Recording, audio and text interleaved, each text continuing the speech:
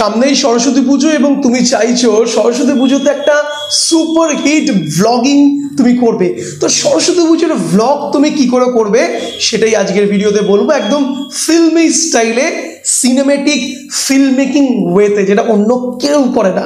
So guys, vlogging is my favourite subject এবং ভ্লগিংয়ের কিছু tricks tips তোমাদেরকে দেবো যেগুলো সিনেমায় ফিল্মে ইউজ হয়, যেগুলো অন্য ব্লগাররা হয়তো জানে, তারা হয়তো তোমাকে বলবে না, কিন্তু ম্যাক্সিমাম জানে না।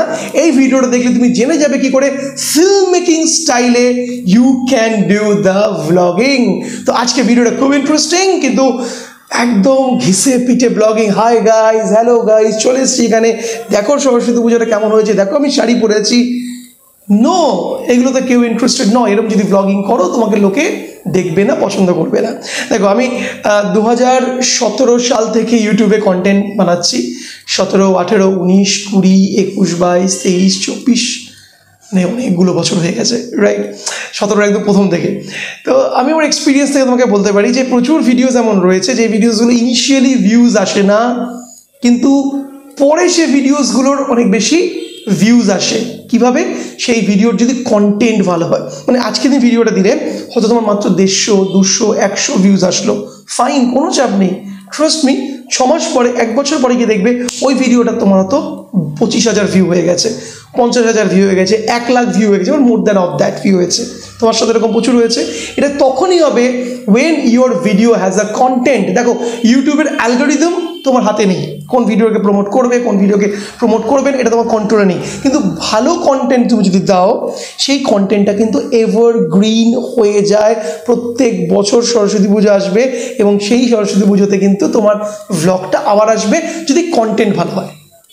তো আজকে ভালো কি করে কন্টেন্ট, ফিল্মি স্টাইলে তুমি কি করে স্টোরি টেলিং করবে তোমার সরস্বতী পুজোর ব্লগিংয়ে, সেটা তোমাদেরকে শেখাবো আজকের জার্নিতে।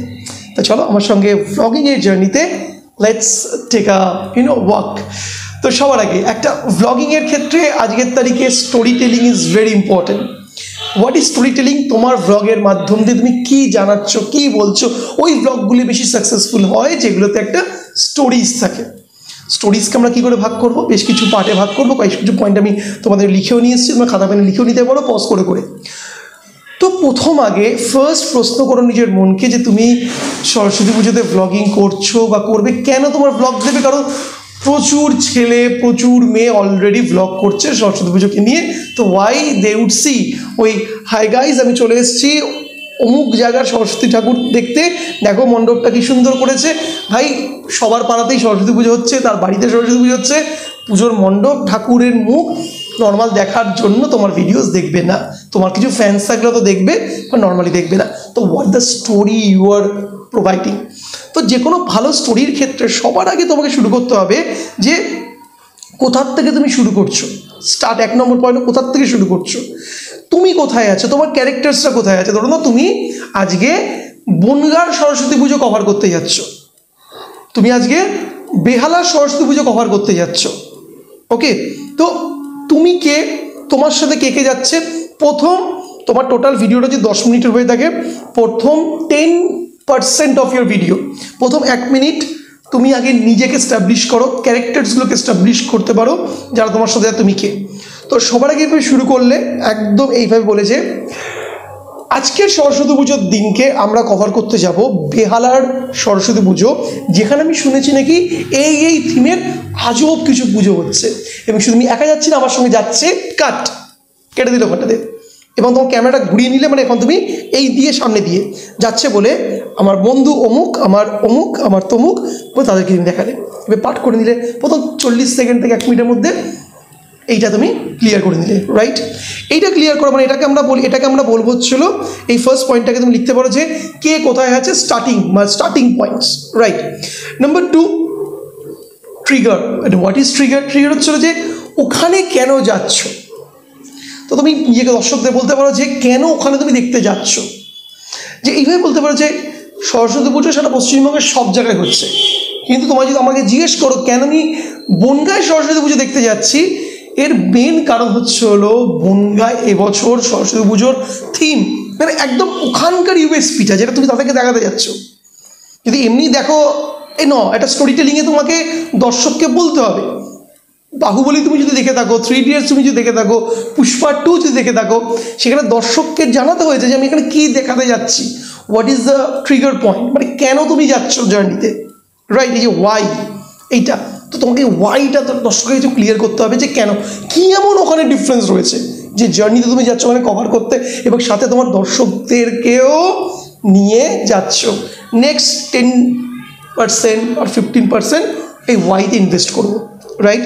তারপরে তুমি বেরোলে সরস্বতী পুজো যাচ্ছ, তোমার জার্নিটা, এবার এই জার্নিতে যাওয়ার সময় তুমি হোয়াট দ্য স্ট্রাগল তুমি ফেস করছো, সেখানে তুমি ট্রেনে করে যাচ্ছ, ট্রেনের লাইনে দাঁড়াচ্ছ, ওকে, ট্রেনের ভিড়, তুমি হয়তো একটা মেয়ে, তুমি শাড়ি পরেছো, শাড়িটা পরতে গিয়ে কী কী চ্যালেঞ্জেস ফেসেস করেছো, পরতে গিয়ে তোমার প্রবলেম হয়েছে, শাড়িটা কোথাও তোমাকে হয়তো মানে মাকে ধরে দিতে হয়েছে, ওকে, তোমার বান্ধবীরা তোমার সঙ্গে রয়েছে, যেখানে তুমি হয়তো মানে শাড়ি পরে ইউজ টু নাও, সেই যে স্ট্রাগলটা, বা সরস্বতী পুজো মানেই শাড়ি পরা, এই অভিজ্ঞতাটা তুমি ছাড়তে চাইছো না। প্রথমে তুমি শাড়ি পরাতে খুব কমফোর্টেবল, তোমার বন্ধুরা যারা পরতে পারেনি তাদেরকে তুমি হেল্প করছো, এই ব্যাপারগুলো তুমি ইনক্লুড করে এটা খুব স্পাইসি লাগে, দেখতে সুন্দর লাগে। মানে তুই এখন সরস্বতী পুজোর মধ্যে নিজের পার্সোনাল ব্র্যান্ডিংকে অ্যাড করছো, তোমার স্ট্রাগল, মানে এই স্ট্রাগলসগুলো এবং স্ট্রাগলগুলোর ওভারকাম তুমি করছো, চ্যালেঞ্জেসগুলো ফেস করছো এবং ওভারকাম করছো। চ্যালেঞ্জ মানে তুমি বললে যে সারা বছর আমি শাড়িতে ইউজ টু নই, কিন্তু সরস্বতী পুজোর দিনকে শাড়ি আমাকে পরতেই হয়, কিন্তু ফার্স্ট প্রবলেম শাড়ি আমি ঠিক করে পরতে পারি না, my sweet mom is helping me out, বলে মার কাছে নিয়ে গেলে, মা যে কোন শাড়িটা পরবো, মা বললো যে এখানেও বেজে একটা কনফিউশন ছিল, জানো তো, সরস্বতী পুজোতে হলুদ শাড়ি, লাল শাড়ি, নীল শাড়ি, কিন্তু শেষমেশ আমার বাপি বলল আমাকে নাকি ইয়েলো শাড়িতে বেশ সুন্দরী লাগবে, তাই আমি ইয়েলো পরছি। তোমরা কমেন্টসে জানিও মেয়ে হলে এইভাবে বলবে, ছেলেরা ছেলেদের মতন করে বলবে, ছেলেরা অবশ্যই শাড়ি না, তোমরা পাঞ্জাবি, পায়জামা, তোমাদের যা ড্রেসেসগুলো আছে সেগুলো তুমি ওইভাবে বলবে। তো এটাকে বলা হচ্ছিল তোমার টোটাল সরস্বতী পুজো কভারেজের জন্য যেই চ্যালেঞ্জেসগুলো ফেসেস করছো এগুলোকে পুট করলো। ওখানে পৌঁছে তুমি দেখলে যে পুজো শুরু হয়ে গেছে, লেট হয়ে গেছে, all challenges should put in a segment. তো কী করলাম আমরা কিন্তু প্রথমে ট্রিগার হলো এবং সেখানটা আমরা যাওয়ার জন্য চেষ্টা করছি এবং সেখানে গিয়ে আমি যেই সারপ্রাইজেসগুলো হচ্ছে, এবার আমি লাস্টে অ্যাড করবো কি সারপ্রাইজ হলে মাই গুডনেস, আমি হোয়াট আই এম ওয়াচিং, কি আমি দেখছি, এই আলপনাটা তো সুন্দর, পুজোর আয়োজনটা তো দারুণ, এর প্রস্তুতিটা নাকি কথা বলেছিলাম বিগত 6 মাস ধরে হয়েছে, ওকে অক্লান্ত পরিশ্রম করেছে প্রায় 30 জন। এই যে সারপ্রাইজ হচ্ছে তুমি সেই সরস্বতী পুজোটি দেখে, সেই ঠাকুরটা দেখে, এত সুন্দর মায়ের মুখ, ঠিক আছে? তো এই সারপ্রাইজেসগুলোকে অ্যাড করছো। কী সারপ্রাইজেস তুমি তোমার জার্নিতে পেলে, you are putting the surprises in your journey. তো এটাকে আমরা সারপ্রাইজ সেগমেন্ট বলতেই পারি। লাস্টে তুমি এর পরে তুমি বলছো যে তুমি যে এইটা যে চুজ করেছো এই সরস্বতী পুজোটা কভার করতে আসা, এটা রাইট হয়েছে না রং হয়েছে? অফকোর্স রাইট হয়েছে বলে তুমি হ্যাপি, হতে পারে তোমার অনেক ক্ষেত্রে অন্য কোনো ব্লগিংয়ে কিমিকে ধরে নাও অনেক সময় ঘুরতে গেলে কোথাও সেই জায়গাটা বন্ধ পেলে সেইখানে সেটা চুজ করে তোমার রং ডিসিশন হয়েছে। তো সবসময় তুমি ব্লগ করতে গিয়ে রাইট হতে পারবে, রং হতে পারে, নট লাইক দ্যাট, হতে পারে মিস্টেক হতে পারে, হয়তো তুমি গেলে তোমার ঢুকতেই তোমায় দিল না ওই টাইম, হয়তো যে লোকাল লোকরা তারা পুজো করছে আটকে দিয়েছে। তো ইউ হ্যাভ দ্য চয়েস, এই চয়েসটা তোমার ঠিক হয়েছে রং হয়েছে সেই এক্সপিরিয়েন্সটা উইথ এভিডেন্স তুমি বললে। যদি রাইট চয়েস হয়ে থাকে সেটাও এভিডেন্সের সাথে বলছো, রং চয়েস হলে সেটাও এভিডেন্সের সঙ্গে তুমি বলছো, you are telling that, right? আচ্ছা, এটা হলো choice, your choice is right or wrong. Next হচ্ছে অফকোর্স ইউর ভ্লগের ক্লাইম্যাক্স। ক্লাইম্যাক্সটা তুমি হচ্ছে হলো প্রসাদ পেলে, ওখানে কি কোনো একটা ভালো এক্সপিরিয়েন্স হলো, তোমার বন্ধুর সঙ্গে গিয়ে দেখা হয়েছে, ওখানে তোর বন্ধুরা কি বলছে, রাইট? ইউ হ্যাভ লাস্টে তুমি জিতলে, ওখানে পৌঁছে যে আবেগটা, হারতেও পারো। সবসময় ব্লগিংয়ের এন্ডিংটা যে হ্যাপি এর কোনো মাথা দেখবে নেই, ব্লগের এন্ডিংটা স্যাডও হতে পারে, রাইট? স্যাডও হতে পারে।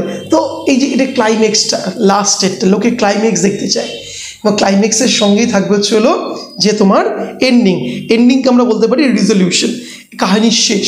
রিজলিউশনসে তোমার মধ্যে একটা চেঞ্জ আসবে। তুমি প্রথমে শুরু করেছিলে যেখান থেকে, নেক্সট লাস্ট 10 মিনিটে যখন মানে 9.5 মিনিটে দেখছে যে চেঞ্জ, যে সরস্বতী পুজোর এখানে আসার পরে মা সরস্বতীর থেকে আমি এগুলো চাইলাম, এটা আমার রেজলিউশন, এবছর এক্সামে আমি এই ভালো রেজাল্টটা করতে চাই।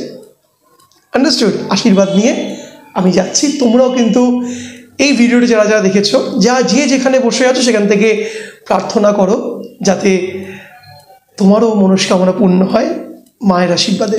এইভাবে তুমি একটা রেজলিউশনস করে ব্লগটাকে শেষ করলে। এবার তুমি যেটা স্টোরি টেলিং যদি করো না, তোমার ব্লগটা অনেক বেশি দেখো একটু ডিফারেন্ট হলো। ইউ হ্যাভ সলভ পয়েন্ট, এই পয়েন্টসগুলো বললাম, এই পয়েন্টসগুলো তুমি পজ করে করে দেখো, পজ করে করে সেগুলো বারবার দেখো। তোমার ভ্লগ স্টোরিজ মধ্যে কী করে অ্যাড করা যায় সেটা তুমি দেখো, দেখে মেক আ ইউনিক ভ্লগ। ভিডিওটা কেমন লাগলো জানিও, এবং এই ভিডিওটা তুমি তোমার ভ্লগিং এই পয়েন্টসগুলো ইউজ করে বেনিফিটেড কীভাবে হলে সে হোয়াটসঅ্যাপ করে অবশ্যই আমাকে জানাবে। হোয়াটসঅ্যাপ নাম্বার তো অলরেডি পেয়েই গেছো। Let's hope the best. দেখা হবে বড় ইন্টারেস্টিং টপিকে। ততক্ষণ good bye and see you once again.